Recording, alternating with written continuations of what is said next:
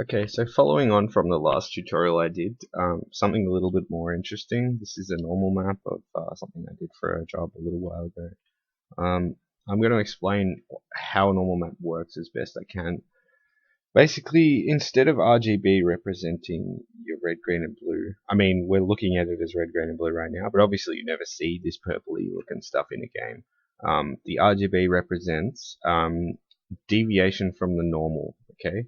So I'll just draw something real quick to try to explain. Say we've got like a sphere or something, right? Actually, it'll probably be more informative to draw it in polygons. So this is a faceted sphere, I guess, which is not even a geometrically perfect sphere, but you'll get the idea. Say this is the surface of a sphere in a cross section, right? The normals of this are going to be like pointing out basically averaged between each surface. From here, the normal is going to be straight up, right? The normal is basically 90 degrees relative to the actual surface's angle. If you've done physics in high school, you know exactly what this is. It's when light bounces against something, it bounces opposite to where it came in relative to the normal, pretty much. So that's what a normal is. It's not just a video game thing. This is a real world thing. A normal is a 90 degree from the surface angle, right? So what we're actually depicting with the normal map is how much deviation from the normal on the low poly there is, right? So let's say there was something in the normal map. I'm going to draw this in red, right? Let's say we had a little bump in the normal map like this, right? What we can do is with the texture, instead of the normal here, say coming straight off like that from the low poly geometry, we can have a normal coming off here. We can actually bend it using the image, because the value of the image there is actually saying, no, actually the normal's over here. And that's pretty much what it's doing. It's just deviating it a little bit. So your red channel is your x-axis, right? Left to right on the image. And this is, I'll clarify, this is called a tangent space normal map. It's not really relative to the entire scene that the model's in. This is relative to how it's UV mapped.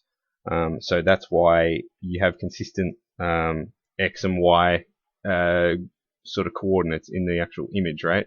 So you can see here, everything, it looks almost like it's lit from the right, okay? So to clarify, all of these gray areas are actually 128, 128, 128, right? In that channel, okay? So that's halfway. That's halfway to 255. 255 means these white areas, right? They are facing completely to that direction, okay? And 0 value is the surface is facing completely there, okay? So basically, it's saying how left and right we want to deviate the normal of the surface. So hopefully that sort of makes a level of sense. The green channel is exactly the same thing, right? The only difference is it's the up and down vector sort of thing, right? In this tangent space. So anything that has an upwards facing surface, although I should clarify, in 3ds Max and in most game engines, green is pointing downwards. In a lot of things, it's pointing upwards, and you want to check that. That's something you always want to check, especially because when you're doing things like mixing Photoshop-based normals, you want to double check that, because a lot of the time you'll end up with a green channel facing the wrong way, and things will light incorrectly for that reason. You want to make sure that whatever space you're working in, have the green channel always facing the same way in everything you blend on top. Okay. So it's the same thing again with this grey, this 50% grey. We call it the 128, which is halfway from 0 to 255. The 50% grey means it's literally just using whatever's here, pretty much. Whatever's coming off the low poly mesh. Okay. So anything else is it's going to deviate. It's going to say, okay, the normal's off here somewhere, or the normal's off here somewhere, right?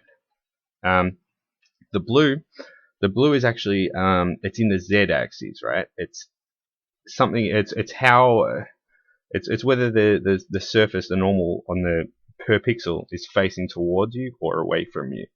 So it's just the third axis. It's into the image. It's some people mistaken this for a height map. It's absolutely not a height map.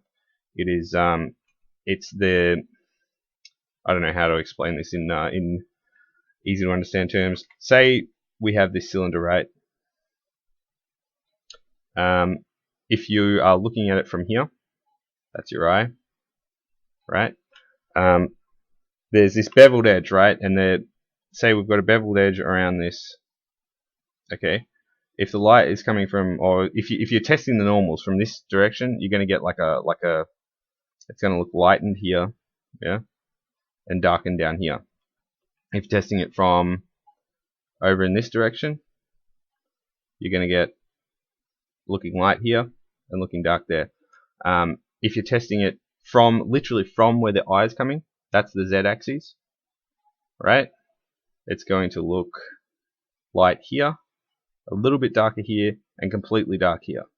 Okay, but generally you're not even going to see that because you're looking straight down it. So that's what's going on here in this blue channel. It's whether the surface is facing towards you or away from you, and this all factors into how we actually compute light in games. So that's how a normal map works, and that's what you've got to watch out for if you have something like, if you want to overlay like a, I don't know, say you grab part of this image, right? Think about how this works, by the way. If you want to overlay things, and you go into your green channel, sometimes they'll be inverted like that, so that the dark is facing down, light is facing up.